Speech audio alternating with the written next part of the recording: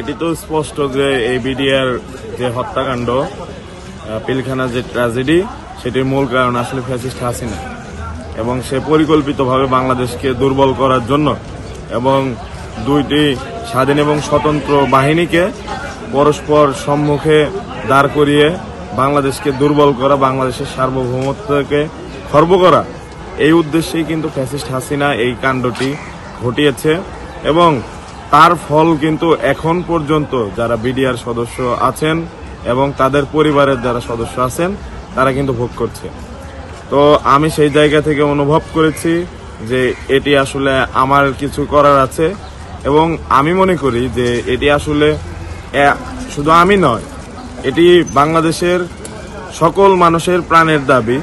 এবং আমি যখন বিডিআর হত্যাকাণ্ডের শিকার হওয়া এবং সেখানে ভিকটিম পরিবারগুলোর সাথে কথা বলেছি, তারা প্রত্যেকে আমার সাথে সংহতি জানিয়েছে এবং তারা আসলে আশা করেছিল ছাত্রদের মধ্য থেকে কেউ কথা বলবে।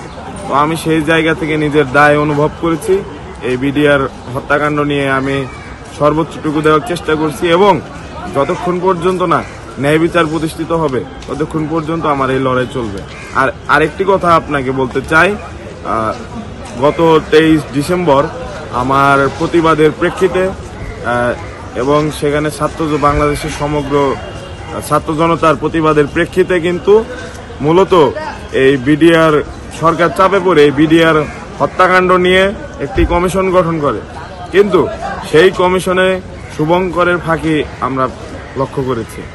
তো আমি মনে করি সরকার যত দ্রুত সম্ভব এখানে ন্যায় বিচার প্রতিষ্ঠা করার জন্য যা যা করা দরকার সেটি যদি না করে তাহলে কিন্তু আমাদের লড়াই তীব্র থেকে তীব্রতর হবে। আচ্ছা, এই কমিশন দিয়ে কি আসলে যারা আসল তাদের কি ধরা সম্ভব কিনা?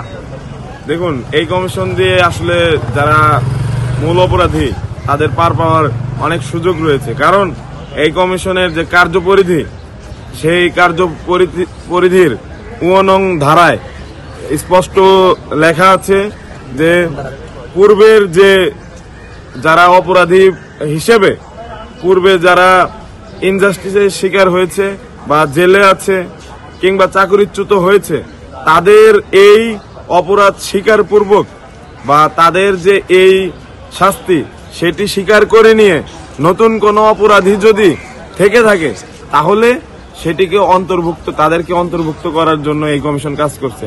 তার মানে পূর্বে যারা ইনজাস্টিসের শিকার হয়েছেন তারা কিন্তু ন্যায় বিচার পাবেন না। তো তাহলে নতুন কমিশন করে কি লাভ, যেখানে পূর্বে যারা ইনজাস্টিসের শিকার হয়েছেন তারা ন্যায় বিচার পাবেন না। তো সেই জায়গা থেকে আমি মনে করি যে আগামী 9 জানুয়ারি যে শুনানি আছে, সেই শুনানিতে যদি ভিকটিম পরিবারগুলো তার ন্যায্য অধিকার না বুঝে পায়, যদি বিডিআর সদস্যরা যারা জেলের ভিতর পচে মরছে তারা যদি ন্যায় বিচার না পায়, তাদের মধ্যে যারা নির্দোষ তারা যদি বেরিয়ে আসতে না পারে, তাহলে আসলে বলা যাবে এটাই রাষ্ট্রীয় জুলুমের চূড়ান্ত উদাহরণ। তো সেই জায়গা থেকে আমি আমার সর্বোচ্চটুকু দিয়ে চেষ্টা করে যাব। আমি বিশ্বাস করি এইখানে শুধু আমি মাহিন সরকার একা না, এখানে সমগ্র বাংলাদেশের 18 কোটি মানুষ, 17 কোটি মানুষের সকল আবেগ জড়িত। ধন্যবাদ।